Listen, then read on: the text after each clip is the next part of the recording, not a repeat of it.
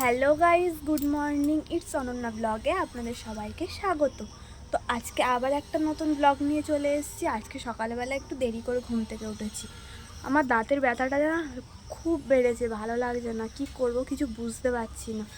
তো এই ছাদে চলে এসেছি সকালবেলা। এখনও বাঁশ খোলেনি আমাদের ছাদে। তো সকালবেলা ঘুম থেকে উঠেই যদি দেখি যে গাছ ভর্তি ফুল, এত সুন্দর লাগছে। তো এখন অম্বুবাচী বলে কেউ গাছের ফুল তুলছে না, তো সব গাছগুলোই দেখছো ফুলে ভর্তি হয়ে আছে। তো সকাল সকাল ছাদে এসেই আমি একটু এই গাছের ফুলগুলো দেখে নিলাম আর ব্রাশ করছি একটু ঘুরে ঘুরে। মানে আজকে ওপরে ব্রাশ করিনি, আজকে নিচেই ব্রাশ করছি। যেখানে আমি ব্রাশ করছি এই রান্নাঘর বা বাথরুম হচ্ছে এখানে। তো এই জায়গাটা নতুন হচ্ছে, তো এটা আমাদের ঘরের সামনে। তো এখানে আমি ব্রাশ করে মুখ টুক ধুয়ে এখন চলে আসলাম ঘরে। তো বিছানাটা তো তুলতে হবে, বাসি বিছানা তো ফেলে রাখতে পারবো না। তো সেই মতো চলে এলাম। রাত্রিবেলা করে না বেশ ঠান্ডা লাগে, তাই ওই চাদরটা গায়ে দিই প্রত্যেক দিন। তো চাদর ভাঁজ করে নিয়ে ভালো করে বিছানাটা গুছিয়ে নিচ্ছি এবারে। তো প্রত্যেক দিনের মতো বিছানা টিছানা গুছিয়ে নিয়ে সুন্দর করে ঘর টর ঝাঁট দিয়ে জানলা টাল্লা খুলে যাতে একটু ঘরে আলো টালো ঢোকে। তো প্রত্যেক দিনের মতোই করে নিচ্ছি। আজকেও ভালো করে সব কিছু সরে ঝাঁটটা দিয়ে নিলাম। আজকে আর ঘরটা মুছিনি, মানে কদিন ধরে না বৃষ্টি হচ্ছে, সেই কারণে ঘরটা আর মুছিনি। মানে কীরকম একটু স্যাঁতস্যাঁত মতো করছিলো বলে ওই জন্য আর মুছলাম না। এমনি শুধু ঝাঁট দিয়েছি আর ঘরের সামনেটা, মানে দোরের সামনেটা একটু মুছে নিয়েছি। ওই সামনেটা একটু বললো যে মুছে নিতে, মা বললো, সেই জন্য একটু মুছে নিলাম। তো ভালোভাবে ঝাঁটটা দেওয়া হয়ে যাওয়ার পরে এখন চলে এসেছি খেতে। সকালবেলা একটু হরলিক্স খেয়ে নিচ্ছি। আমার শাশুড়ি ছিল ওখানে, তো গল্প করতে করতে দুজন মিলে একটু খেয়ে নিলাম।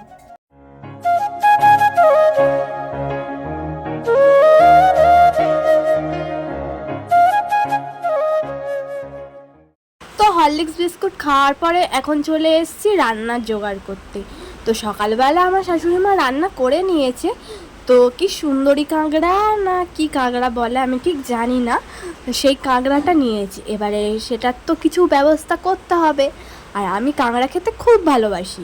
তো সেই জন্য সেই মতো বসে গেছি এবারে পেঁয়াজ রসুন আদা লঙ্কা নিয়ে কাটতে। প্রথমে ঠিক ছিল না যে কাঁকড়াটার কি করব, ঝাল নাকি অন্য কোনো রেসিপি। তারপরে ইউটিউবে একটা ভিডিও দেখলাম ওই সুন্দরী কাঁকড়াটারই একটা কষা করছে, মানে টক দই তারপর পেঁয়াজ রসুন আদা দিয়ে সব কিছু দিয়ে একটা কষা মতো করছে, মানে একটু কষা কষা ঝোল ঝোল মাখো মাখো টাইপের একটা রান্না করছে।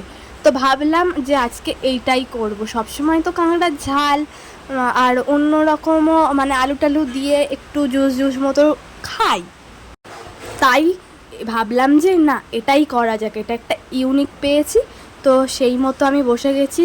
দেখছো যে অনেক কটা পেঁয়াজ কেটে নিয়েছি, তারপরে পেঁয়াজটাকে গ্রেট করে নিয়েছি। পেঁয়াজটা কিন্তু কুচিয়ে নিলে হবে না, পেঁয়াজটাকে গ্রেট করেই নিতে হবে, কারণ একটু তাহলে মাখো মাখো টাইপসের হবে, বুঝলে তো। তো পেঁয়াজটাকে গ্রেট করে নিয়েছি, আদা রসুন সমস্ত কিছু বেটে নিয়েছি।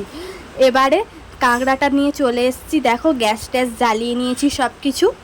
তো প্রথমে কড়াইটাকে ভালো করে গরম করেছি যাতে ধোঁয়া উঠে যায় সেরকমভাবে। তারপরে দিয়ে দিয়েছি সর্ষের তেল। কাঁকড়া একটু সর্ষের তেলে রান্না করলেই ভালো লাগে। তারপরে আমি দিয়ে দিয়েছি সেই কাঁকড়ার ডাঁড়াগুলোও দিয়ে দিয়েছি। তো কাঁকড়াটাকে লাল লাল করে ভালো করে ভেজে নিলাম। আর ওর মধ্যে না ঘিলুগুলো ছিল বলে তাই কাঁকড়া ভাজাটা ওই রকম হলো। আমি তো অতটা ঠিক জানি না, তাই সব একসাথে দিয়ে দিয়েছি, বুঝতে পারিনি। তো যাই হোক, তারপরে পেঁয়াজটা দিয়ে দিলাম, আবার একটু তেল গরম করে পেঁয়াজটা দিয়ে দিলাম, তারপরে রসুন দিয়ে দিলাম, তারপরে আদা দিয়ে দিলাম। তারপরে দেখো কত লাল লাল করে ভেজে ফেলেছি আমি। তো তারপরে টক দইটাকে ফেটিয়ে ওর মধ্যে নুন হলুদ লঙ্কার গুঁড়ো সব কিছু দিয়ে একেবারে ফেটিয়ে ওই ভাজা মশলার মধ্যে দিয়ে দিলাম, একটু তাহলে জুস ঝোল ঝোল মতো হবে। তো তারপরে একটু কিছুক্ষণ কষিয়ে কাঁকড়াটা দিয়ে দিলাম, স্বাদ মতো নুন লঙ্কার গুঁড়ো হলুদ গুঁড়ো একটু যদি কম টম হয় সব কিছুই দিয়ে দিয়েছি। তো কাঁকড়া কষাতে কষাতে তারপরে যে বাটিটায় ওই টক দই গুলে রেখেছিলাম সেই বাটিটায় একটু জল, মানে অল্প অল্প জল দিয়ে কাঁকড়াটা কষিয়ে নিলাম। তো অল্প অল্প করে কষিয়ে তারপরে চেরা কাঁচা লঙ্কা দিয়ে দিলাম। তো স্বাদ মতো একটু নুন মানে কম হয়েছিল বলে আমি আবার দিলাম, তোমরা দেখতেই পাচ্ছ। তো তো ঢাকা দিয়ে দিয়ে সেদ্ধ করে করে তো পুরো একদম জুস গায়ে গায়ে হয়ে গেছে। তো কাঁকড়া কষা আমাদের রেডি। রান্না টান্না করার পরে গ্যাসটা ভালো করে মুছে নিলাম, নিয়ে এবারে লেগেছি বাসন মাজতে। তো কড়া টড়া সব কিছু নিয়ে চলে এসেছি একেবারে। আমি না রান্না করার পরে মানে সঙ্গে সঙ্গে সব গ্যাস ট্যাস মুছে মেজে মানে ভালো করে জায়গাটা পরিষ্কার করে রাখতেই ভালোবাসি, একদম নোংরা করে আমার রাখতে ইচ্ছা করে না, তাই সঙ্গে সঙ্গে চলে এসেছি। তো তাড়াতাড়ি এবারে বাসনটা মেজে নিই, এবার একেবারে খাওয়ার সময় দেখা হচ্ছে, চলো। তোমরা হয়তো আমার ভয়েসে একটা শাঁ করে আওয়াজ পাবে, বাইরে বৃষ্টি হচ্ছে তো সেই কারণে মানে আওয়াজটা হচ্ছে, এটা হবে, কিছু করার নেই। তো বন্ধুরা দেখো চান হয়ে গেছে, এই জামা কাপড় নিয়ে চলে এসেছি ছাদে মেলবো বলে। তো চলো জামা কাপড়গুলো মেলে দিই, চলো।